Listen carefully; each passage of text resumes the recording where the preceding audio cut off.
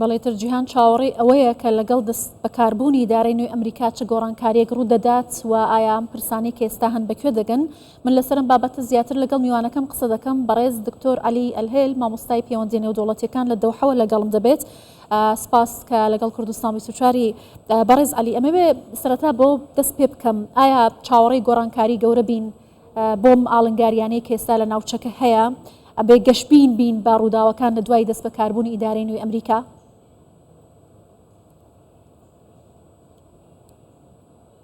مساء الخير آنسة بەڵێ شەوی ئێوە بینەرانی کوردستان 24 باش بێت.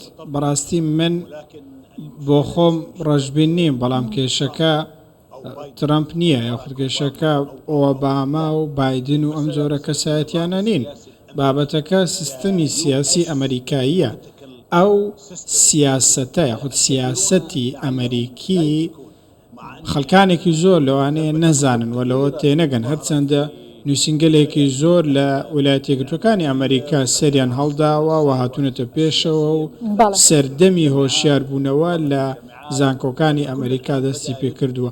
ئێستا خەریکە خەڵک وردە لەوە تێدەگات ئەوەی بڕیاری لە ئەمریکا بەدەستە، بڕیاری کۆشکی سپی و وەزارەتی دەرەوەی ئەمریکا، وەزارەتی بەرگری پێنتاگۆنی بەدەستە، ئیدارەی ئەمریکا نییە. ئیدارەی ئەمریکا تەنیا کەرستە و ئامرازێکە بەدەستی لۆبی ئیسرائیلی. خەلەلەی کە لە سیاسەتی ئەمریکا باسی لێوە دەکەن چییە؟ پەیوەندی بە بەرژەوەندیەوە هەیە؟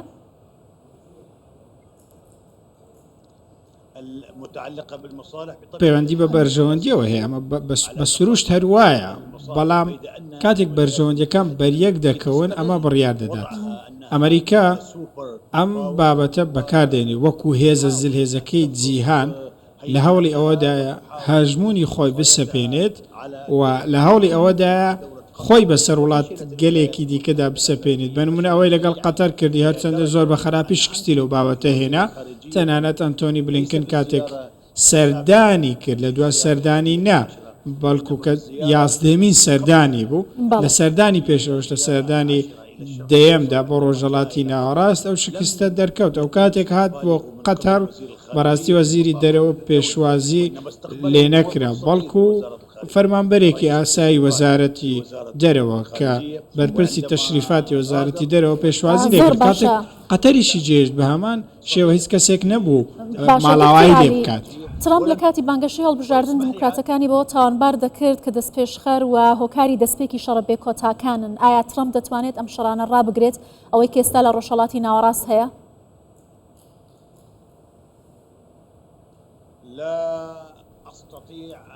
من ناتوانم بەدڵنیاییەوە بڵێم کۆتایی پێدەێنێت، بەتایبەتی بۆ غەزە، چونکە بەڕاستی مقاومەی غەزە، چونکە مقاومەکە تەنیا غەزە نییە، تەنیا کەتیبەکانی قەسام نین، سەرای قودس و شەهید ئەبوو عەلی و کەتیبەکانی بەرەی ڕزگارکردنی فەڵەستین، عومەر قاسم، کەتایبی عومەر، کەتایبی موجاهدین و شەهیدانی ئەقسا و لیواکان، لیوای نەسر و لیوای سەلاحەدین و بەرەکانی مقاومە زۆر. ئەمانە ناتوان دەستبەرداری مەرجەکانی خۆیان ببن، بەر لە هەموو شتێک دەبێت کشانەوەیەکی تەواوەتی لە غەزە ڕوو بدات بە بێ مەرج.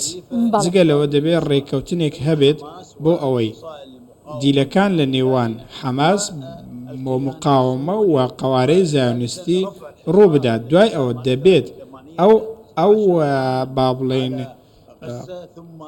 گەماروەیە لەسەر غەزە هەیە هەڵبگیرێت، غەزە ئاوادام بکرێتەوە. ئەمە ئەو مەرجانن کە وەڵامیان دەبێت. ئەم مەرجانەش دەکرێت لە ژێر فشاری دۆناڵد ترامپ دێ، بەڵام من نازان بەڕاستی دۆناڵد ترامپ تا چەند ئامادەیە. باشەمە لە بەرژەوەندی دۆناڵد ترامپ کام شەڕانە بوەستن یا ئەبێ بەردەوام بن؟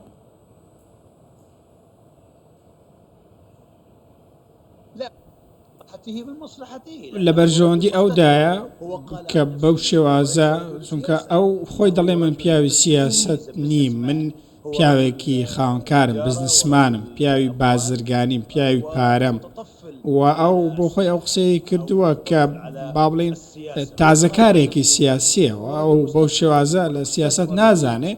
ئەو وەبەرهێنەرەوە بەرهێنەریش پێویستی بە سەقامگیریە، بۆیە دەیەوێت شەڕەکان کۆتایی بێت. سەقامگیری سیاسی دەبێتەوەی سەقامگیری ئابووری و دەبێتە هۆی ئەوەی کە وەبەرهێنانەکان سەرکەوتووتر بن لەم ڕوانگەیەوە گومانی تێدا نیە شەڕ بوەستێت بەرژەوەندی ترامپ تێدایە بەڵام چۆن دەوەستێت ئەو پرسیارەکەیەوە تا بۆ نمونە من باسی غەزەم کرد با ئۆکرانیا چۆن دەکرێت شەڕی ئۆکرانیا بوەستێنێت ئەو شەڕی کە لە نێوان رووسیا و ئۆکرانیا و وڵاتانی ئەوروپا لە دیوێکی دیکەدا دەگوزارێت رووسیا و چین و کۆریای باکوور ئەوان لەو شەڕەدا تەنیا شەڕی ئۆکرانیا ناکەن بابەتەکە گەورەترە چونکە ئۆکرانیا بە کرێگیراوێکی بچووکی ئەو شەڕە گەورەیە بابەتەکە لەوە گەورەترە دژی زایۆنیزمی جیهانیە. سیاسەتی دۆناڵد ترامپ و ئیدارەکەی هەمان سیاسەتی دموکراتەکان دەبێت بەرامبەر بە پرسی ئیسرائیل؟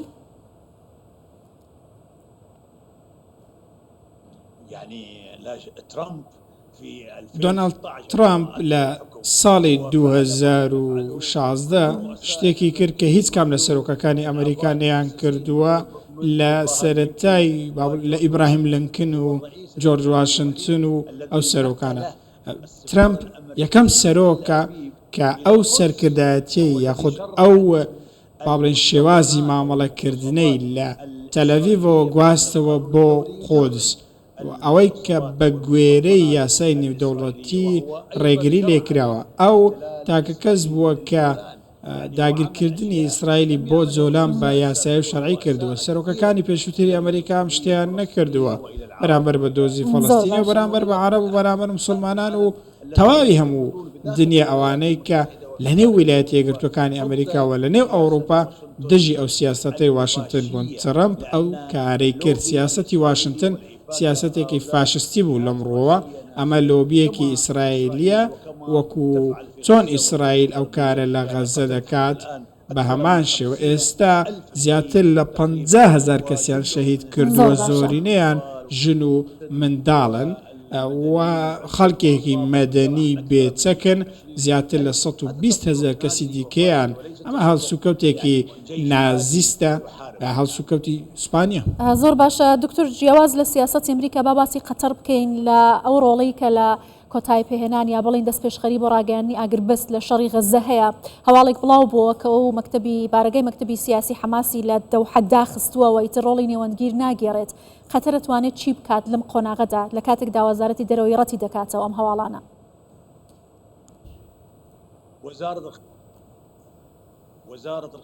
وەزارەتی دەرەوەی قەتەر ئەم شەو هەموو ئەم قسانەی کۆتایی پێهێنا و سنوورێکی یەکلاکەرەوەشی بۆ با بڵێن ئەو قسانە دانا کە ئەسۆشیێتد پرێس و ڕۆیتەرز بڵاویان کردووەتەوە ئەوانەی کە ئەو میدیانە باسییان کردووە هەمویان هەواڵی چاواشەکارین و هەرگیز ناکرێت قەتەر سەرکردەکانی حەماس دەربکات و قەتەر هەرگیز لە نێوەندگیری لە نێوان حەماس و ئیسرائیل ناکشێتەوە لەبەرەوەی ئەمە ڕۆڵێکی یاسایی و شەرعی قەتەرە بۆ پاراستنی خوێنی خەڵکی فەڵەستین و لە پێناو وەستاندنی شەڕ و گەیشتنی هاریکاری مرۆیی بە شێوازێکی گەورەتر بە خەڵکی غەزە بە باکووری غەزە بە دیاری کراوی.